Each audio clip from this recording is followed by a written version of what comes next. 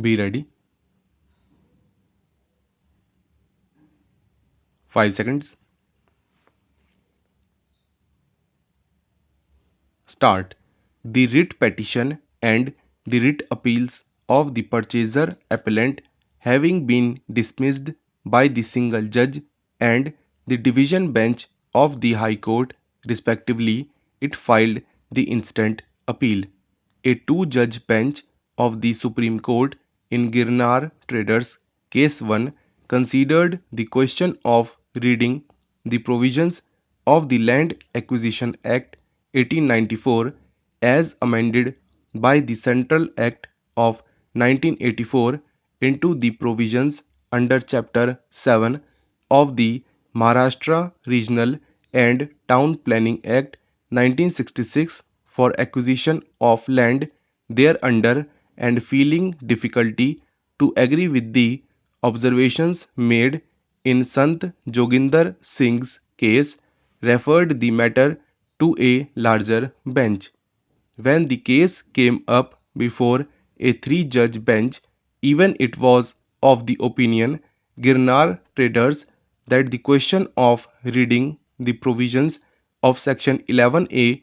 of the 1894 Act into the provisions of the MRTP Act required consideration by a larger bench, and as such the matters were referred to the Constitution Bench.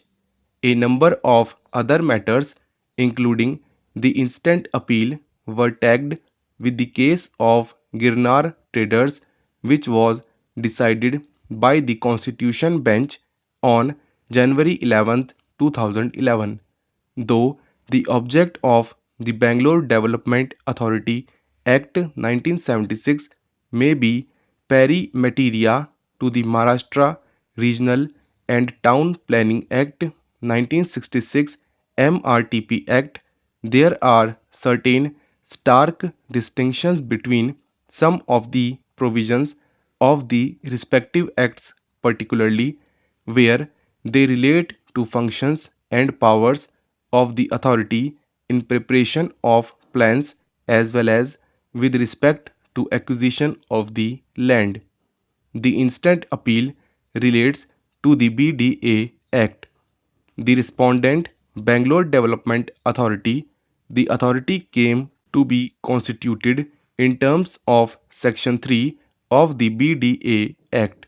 The object of the authority has been spelt out in Section 14 of the BDA Act, which states that the authority inter alia shall promote and secure the development of the Bangalore metropolitan area, and for that purpose the authority shall have the power to acquire, hold, manage, and dispose of movable and immovable property, whether within or outside the area under its jurisdiction, to carry out building, engineering, and other operations, and generally to do all things necessary or expedient for the purpose of such development and for purposes incidental thereto.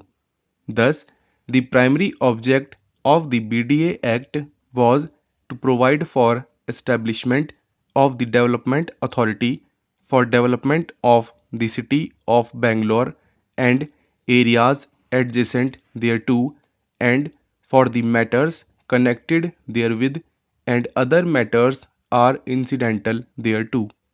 The acquisition of immovable property is therefore for the said purpose alone. The development scheme has to provide for every detail in relation to development of the area under the scheme as well as acquisition of land if any required.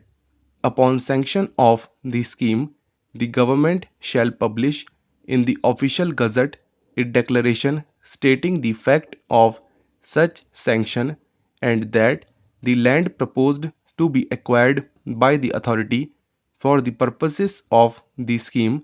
is required for a public purpose.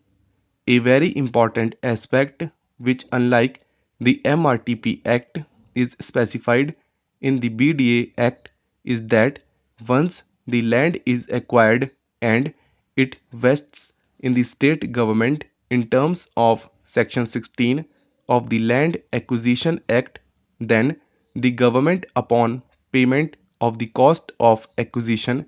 and the authority agreeing to pay any further cost which may be incurred on account of acquisition, shall transfer the land to the authority, whereupon it shall vest in the authority. The government is further vested with the power to transfer the land to the authority belonging to it or to the corporation as per Section 37 of the BDA Act. Government in terms of Section 16 of the Land Acquisition Act, the acquisition would not lapse or terminate as a result of lapsing of the scheme under Section 27 of the BDA Act. On vesting, the land stands transferred and vested in the state authority, free from all encumbrances, and such status of the property is incapable of being altered by fiction of law, either by the state act or by the central act. Both these acts do not contain any provision in terms of the property. The language of Section 36 of the BDA Act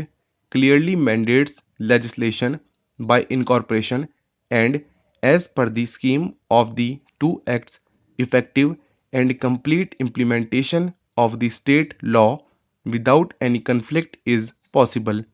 The object of the state law being planned development acquisition does not offend any of the known principles of statutory interpretation.